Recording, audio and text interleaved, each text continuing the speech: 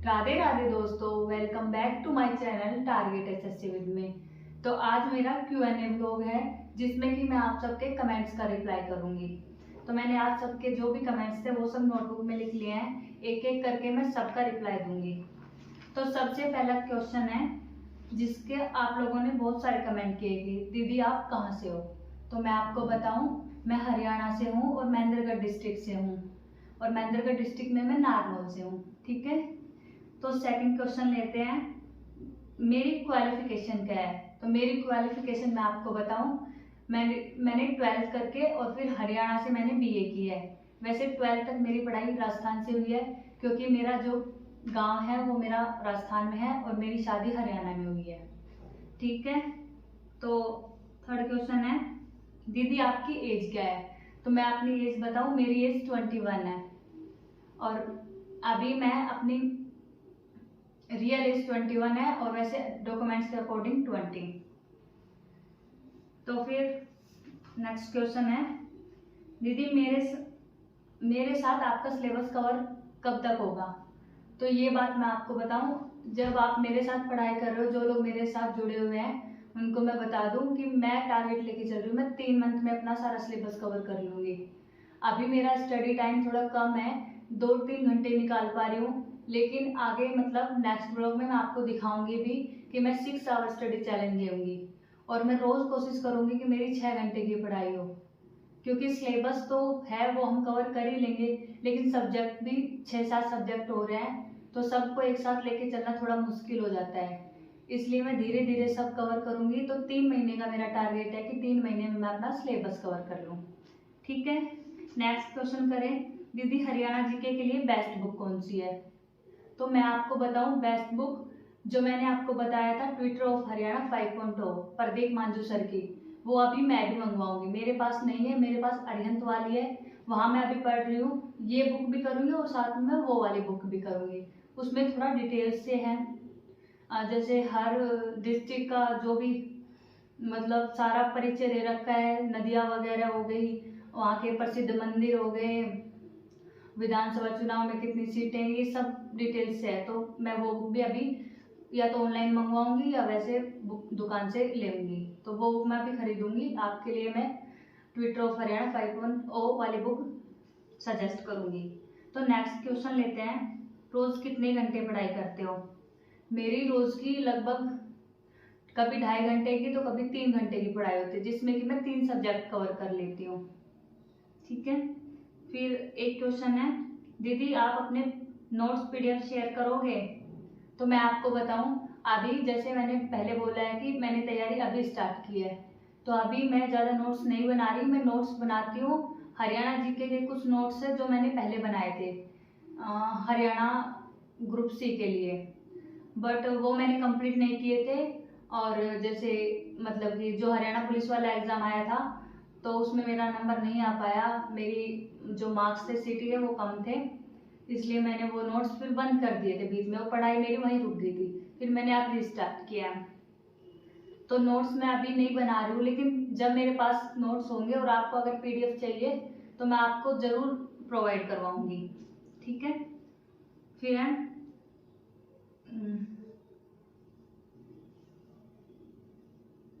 दीदी हिंदी के लिए बेस्ट बुक कौन सी है।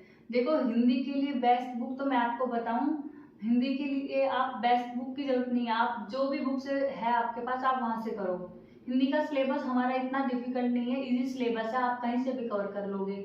और अगर आपको बुक चाहिए तो मैं थोड़ा सभी बुक का रिव्यू वगैरह देख कर फिर आपको बताऊंगी, और मैं भी लूँगी, हो सकता है मैं भी ले लूँ, तो मैं आपको भी बता दूंगी मैं कौन सी बुक है। अभी मैंने नहीं देखा है कोई भी हिंदी की बुक के लिए रिव्यू, मेरे पास जो बुक है मैं उसी से कर रही हूँ, लेकिन लेंगे जल्दी हिंदी के लिए भी बुक।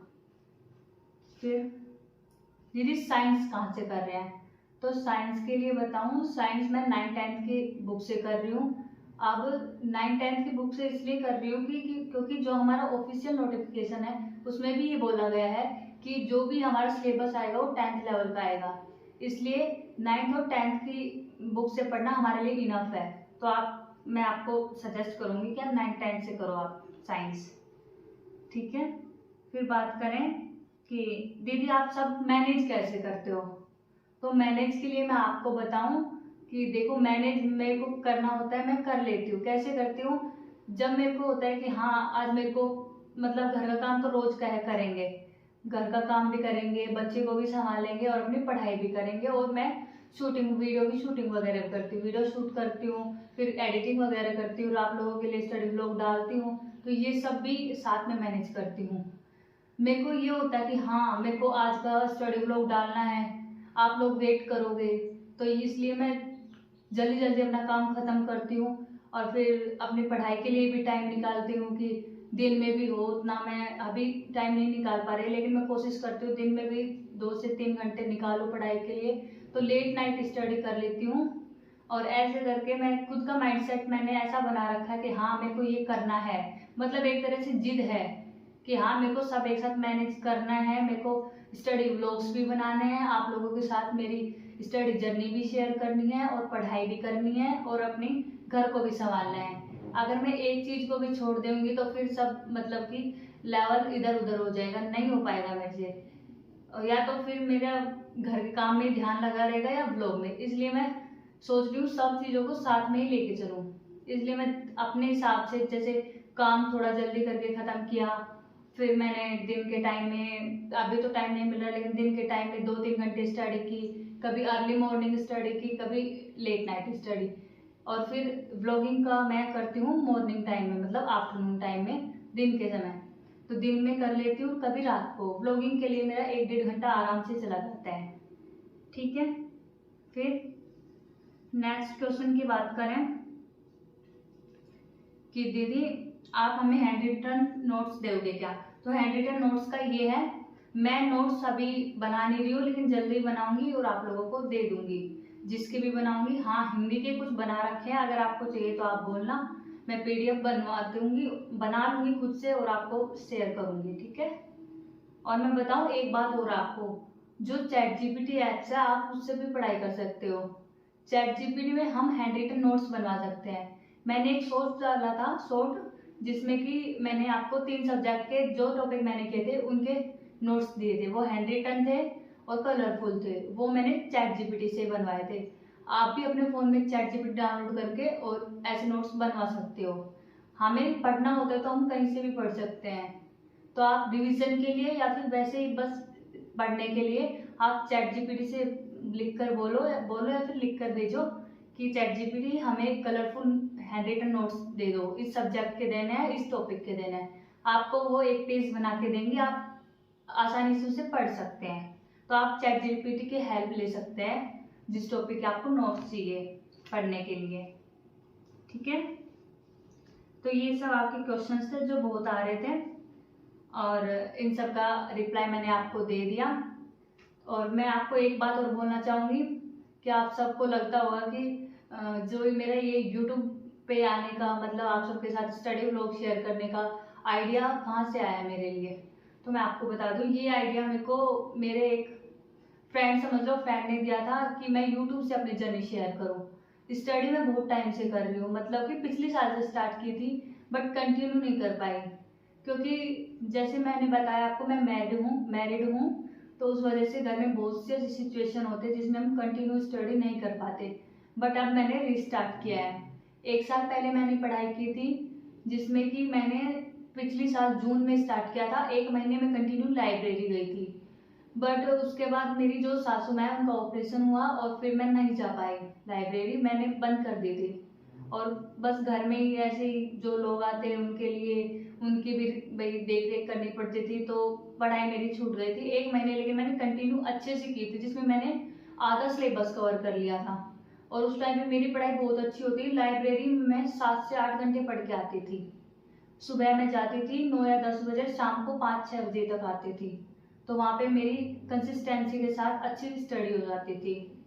फिर जो ये हमारा दिल्ली पुलिस का एग्जाम है ये हुआ है जनवरी में, और तब तक आपको पता है मेरी स्टडी नहीं हुई थी। मतलब कि स्टडी इसलिए नहीं हुई कि मेरी सासू माँ का ऑपरेशन थोड़ा बड़ा था, और उस वजह से उनको बहुत ज़्यादा दिक्कत थी, उनकी देखरेख ज़्यादा करनी पड़ती थी, तो मेरी पढ़ाई वहीं रुक गई थी और सारा ध्यान मेरा घर में था। तो मैंने पढ़ाई को छोड़कर घर को संभाला था। तब जब फिर मेरा एग्ज़ाम हुआ है जैसे जनवरी में आके दिल्ली पुलिस वाला, तो मतलब मैंने एग्ज़ाम तो दिया बट क्लियर नहीं कर पाई। मेरे 58 मार्क्स थे और मेरा ये क्लियर नहीं हुआ। ये मेरा सेकंड एग्ज़ाम था। इससे पहले मैंने सीईटी का हरियाणा ग्रुप सी का एग्ज़ाम दिया था। ये एग्ज़ाम हुआ था जुलाई में, जो कि मेरा 27 जुलाई को था। तो हाँ, मेरे को इस बात की खुशी है कि मैंने अपनी लाइफ का फर्स्ट गवर्नमेंट जॉब का एग्ज़ाम क्लियर किया। भले ही ये क्वालिफिकेशन के लिए है, एंट्रेंस एग्ज़ाम है एक तरह से, बट मैंने ये क्लियर किया। ये मेरे को आज तक खुशी है कि मैंने 12th करने के बाद, बीए करने के बाद फर्स्ट जो गवर्नमेंट एग्ज़ाम होता है वो क्लियर किया है, सीईटी ग्रुप सी। उसमें मैं आपको अपने मार्क्स बताऊं तो मेरे प्रॉपर मार्क्स तो 57 मार्क्स थे। पूछा भी था एक भाई ने कि दीदी आपके कितने मार्क्स थे सीईटी ग्रुप सी में, तो उसमें मेरे 57 मार्क्स थे, लेकिन नॉर्मलाइजेशन में मेरे 53.54 हो गए थे। और फिर मैंने हरियाणा पुलिस के लिए तैयारी करना स्टार्ट किया, फॉर्म लगाया जनवरी में। तो जैसे मैंने सोचा, मेरे को लगा कि भाई आ सकता है नंबर मेरा, बट नहीं हुआ ऐसा। बॉयज़ की कट ऑफ तो बहुत कम थी, बॉयज़ की कट ऑफ तो जनरल की 50 गई थी। तो उसे देख के मेरे को लगा कि क्या पता भगवान ने चाहा तो मेरा भी नंबर आ जाए, बट ऐसा नहीं हुआ, मेरे नहीं आया। गर्ल्स की कट ऑफ हाई थी थोड़ी, इस वजह से मैं रह गई। बट कोई नहीं, अब मैं ग्रुप डी के लिए प्रिपरेशन मैंने स्टार्ट कर दी है।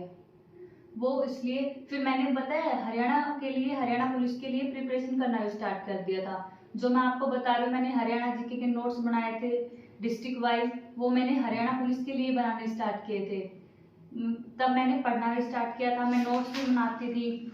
और मैं अपने टू डे लिस्ट भी मैंने इस नोटबुक में बना रखी है। मैं जब मैं टू डे लिस्ट बना बना के अपनी पढ़ाई करती थी, लेकिन बस वो जब मेरा अगर नहीं हुआ तो फिर मैं थोड़ा सा परेशान हो गई और मैंने छोड़ दिया पढ़ाई वही। जब फिर बाद में ये ग्रुप डी का आया जून में नोटिफिकेशन की, ग्रुप डी का एग्जाम अब आने होगा आगे, तो फिर मैंने रिस्टार्ट किया। और अब मैं अपनी पढ़ाई बिल्कुल नहीं छोड़ूंगी।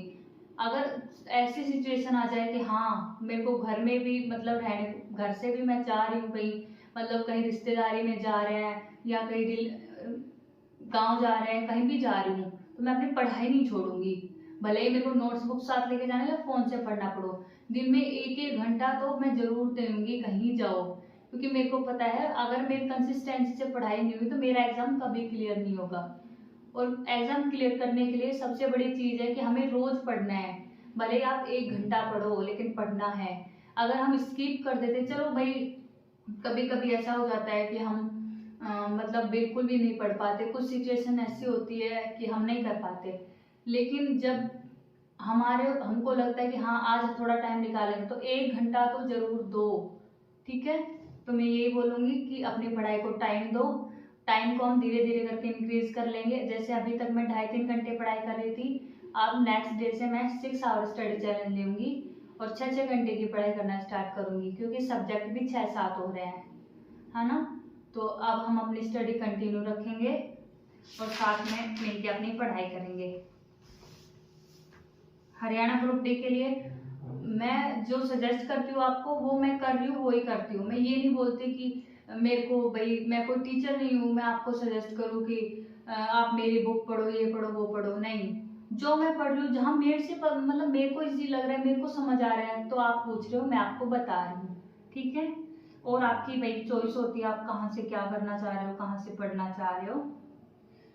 तो यही था आज का स्टडी व्लॉग। और एक क्वेश्चन और, एक बोल रहे थे कि दीदी आपके मॉक टेस्ट मार्क्स कितने बनते हैं। मॉक टेस्ट का बताऊं तो देखो भाई, अभी मैंने मॉक टेस्ट नहीं दिया, एक भी नहीं दिया, क्योंकि जैसे मैंने पहले बताया मेरी स्टडी कंटिन्यू नहीं हो पा रही थी। पहले कभी 1 महीना स्टडी की, कभी 2 महीने की, कभी बस 15-20 दिन की, ऐसे ही हो रहा था। तो अब मैंने रीस्टार्ट किया। और वैसे हमें देना चाहिए एक मॉक टेस्ट। जब भी हम नए एग्जाम की तैयारी करते हैं, उससे पहले हमें जिस एग्जाम की तैयारी करें उसका एक मॉक टेस्ट जरूर लगाना चाहिए। बट मैंने भी अभी नहीं लगाया, लेकिन मैं लगाऊंगी। कुछ थोड़ा सा सिलेबस कंप्लीट हो जाता है फिर मैं लगाऊंगी।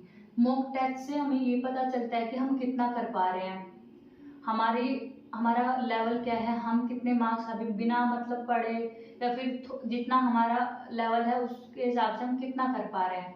तो मैं आपसे भी बोलूँगी आप भी देना, जिसका सिलेबस लगभग आधा कवर हो गया वो स्टार्ट कर दो मॉक टेस्ट।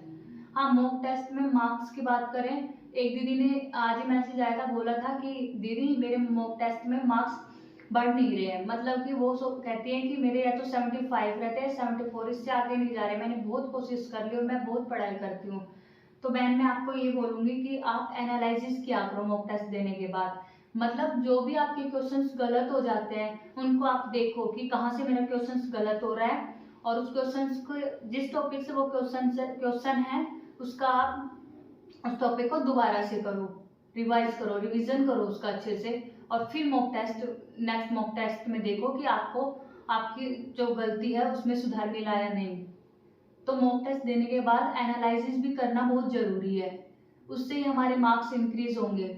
और हम मॉक टेस्ट तो हमें देना है, मतलब कि जैसे ही आपका सिलेबस आधा हो जाए आप डेली मॉक टेस्ट देना स्टार्ट कर दो, उससे ही हमारे जो लेवल है वो अच्छा हो जाएगा स्टडी का, और हमें खुद पर थोड़ा कॉन्फिडेंस आएगा, हाँ हमारी पढ़ाई सही चल रही है, मतलब कि हम कर सकते हैं कुछ एग्जाम में, कॉन्फिडेंस बनेगा। तो आप लगे रहिए अपनी तैयारी करने के।